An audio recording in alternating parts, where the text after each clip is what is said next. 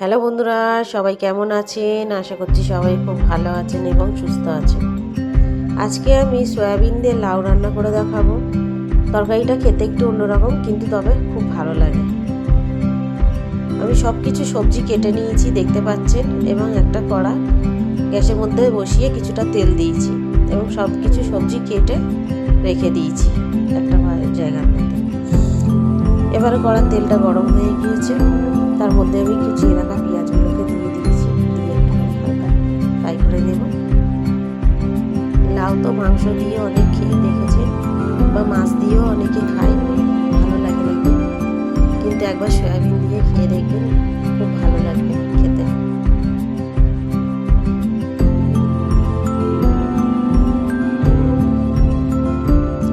পেঁয়াজের কালারটা একটুখানি চেঞ্জ হলে তার মধ্যে আমি কেটে রাখা ধুয়ে রাখা আলুগুলোকে দিয়ে দেবো। আলুগুলোকে ওর সঙ্গে লাগানো পেঁয়াজটা ভালোভাবে লাগাতে দেবো।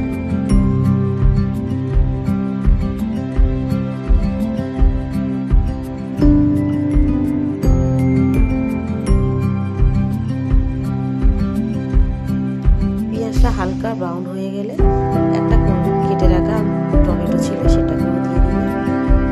দিয়ে এগুলোকে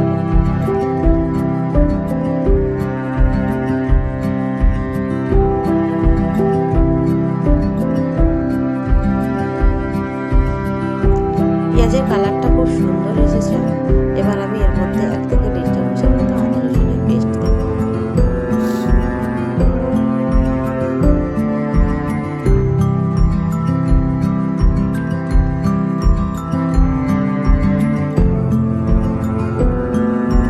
আদা রসুনটাকে দিয়ে নেড়ে চেড়ে কষানো হয়ে আসবে।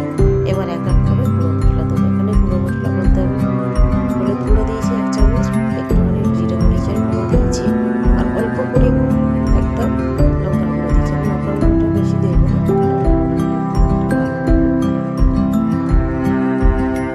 দেখতে পাচ্ছেন মশলাটা খুব সুন্দর কষানো হয়ে গিয়েছে, তেল উঠে পড়েছে।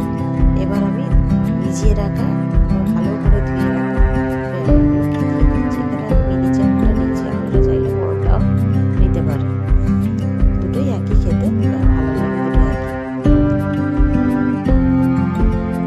সয়াবিনটা দিয়ে একটু ভালোভাবে কষাতে হবে, যাতে সয়াবিনের ভেতরে একটা গন্ধ থাকে সেটা না থাকে বা হয়ে যায়, সেই হিসাবে ভালোভাবে একটুখানি কষিয়ে নিতে হবে তেলের মধ্যে।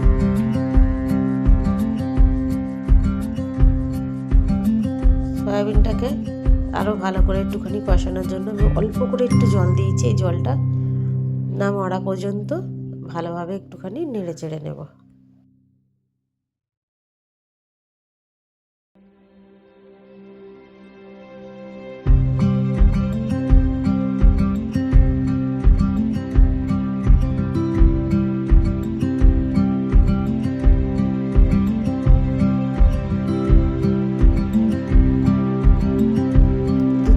অপেক্ষার পরে দেখতে পাচ্ছেন জলগুলো সব শুকিয়ে এসছে এবং তেলটা উঠে এসছে।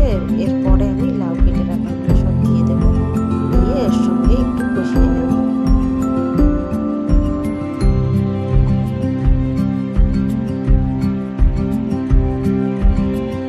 দেখতে পাচ্ছেন সব কিছুটা ভালোভাবে কষানো হয়ে গেছে, লাউ আলু আর সয়াবিন ভালোভাবে কষানো হয়েছে। এবার পরিমাণ মতো জল দিয়ে ঢেকে দেবো। এখানে যতটা ঝোল খাবেন বা লাউ আর আলুটা সিদ্ধ হওয়া পর্যন্ত দিতে হবে।